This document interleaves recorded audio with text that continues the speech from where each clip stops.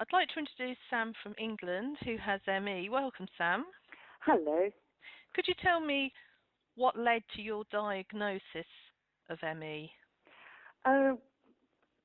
Well, I got suddenly ill in 2009 with flu, and then I had this weird paralysis where first one leg and wouldn't work, and then that would ache a bit the next day, and then the arm went, and very odd, having to actually use the other limbs to move a limb, but it was temporary.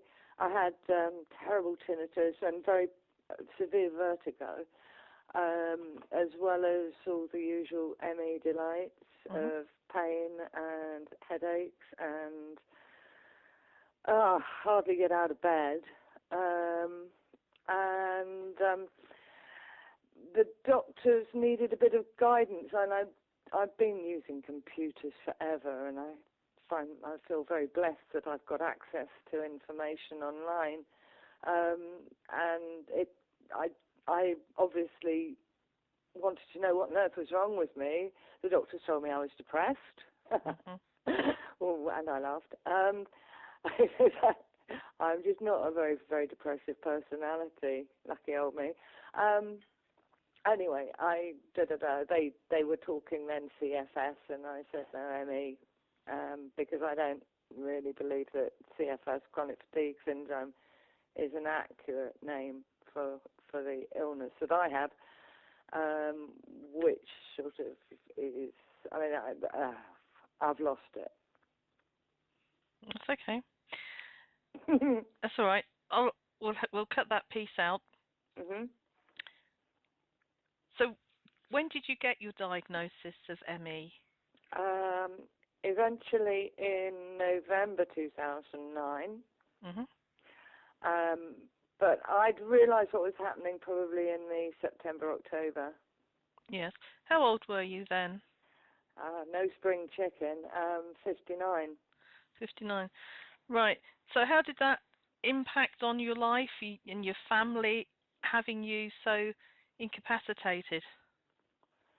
I was always the person that solved the problems, and all of a sudden I could not solve problems anymore because I couldn't even get out of the house. And my brain didn't work properly. I couldn't think properly. I'd lose words. Somebody would ask, "Do you want a cup of tea?" And I'd say, "Yes, but don't put." Oh, what's that stuff called? The white stuff. The white stuff that you keep in the fridge. Yes. Bizarre, totally bizarre. So, if you had to rate your quality of life at that particular point in time, on a scale of 1 to 10, 10 out of 10 being the best, what would you have said your quality of life was? 3 or 4. And what would you say it is today? 6 or 7, maybe-ish. I know some things are much, much better. But my brain is much better. Yes. The headaches have gone. Right.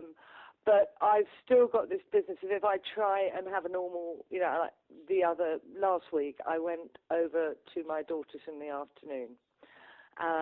I use a mobility scooter these days to help with the energy saving business. And she's got 2 young sons, and she's ill. So I went over there and took the boys to the park. I haven't got better yet. I haven't got back to baseline yet from that, although it's coming. I mean, this is the longest time I've been down for some time. But 2 boys aged 4 and 2. Yes. Quite tiring at the best of times. Even if you're well. Yes. And so I still have very definite ME symptoms, but things are a lot better, and my brain is a lot better, and I don't have. A lot of people have gut problems. So far, touch wood, I've been lucky with that. So how did you find LDN? Was it on the internet? Or yes, there was people on a forum talking about it. And I found it first in January 2010, heard about it, and I sort of listened to the conversation, and I did quite a lot of research. I took about 6 months to decide to try it, and I couldn't get my GP to give it to me, so I had to get a private prescription. Okay. The first night was mad. I was wild dreams, surfing in and out of nightmares, I called it. But that didn't. The second night was also slightly crazy, but things got better.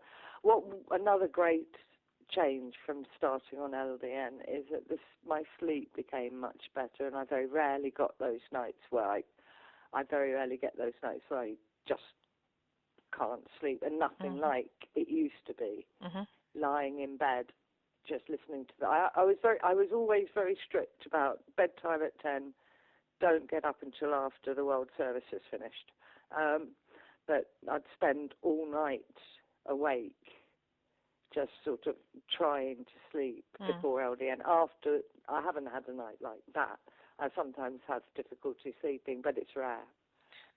How long did it take for you to get clarity of mind back? It's hard to remember exactly. I suppose, think about it in terms of what else was happening.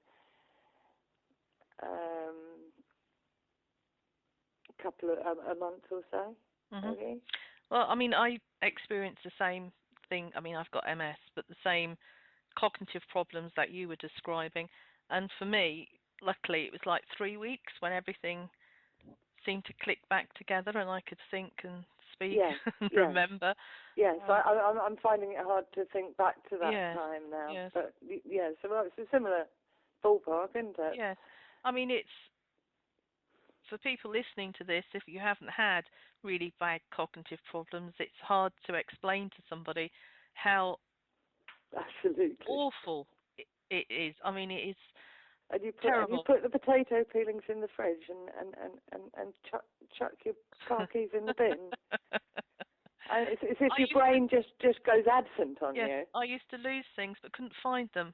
Yes. I couldn't find anything that I'd lost and got everything muddled and back to front. When I spoke, it used to come out rubbish, but to me, it made complete sense. It's bizarre, isn't it? And thank goodness that stage has gone, touch wood. Yes, yes, exactly. Yeah. Never to come back, I hope. Touch wood, so I say. So what would you say to other people that are suffering the same as you who are contemplating trying LDN? I would say go for it, but go slow. Start low and go slow. I've become involved in a tiny forum for people who are thinking about taking LDN, and so I've seen a lot of people reporting their experiences. And with ME, we're terribly sensitive to things, and it seems, and this group is purely for people with ME. And it seems, I mean, some people need to start as low as 0.3 milligrams, and then, wait until they don't feel any benefit anymore before they go up. Yes. Take it slow, but it's well worth doing. And it's not an expensive medication, so you're not going to lose much financially. And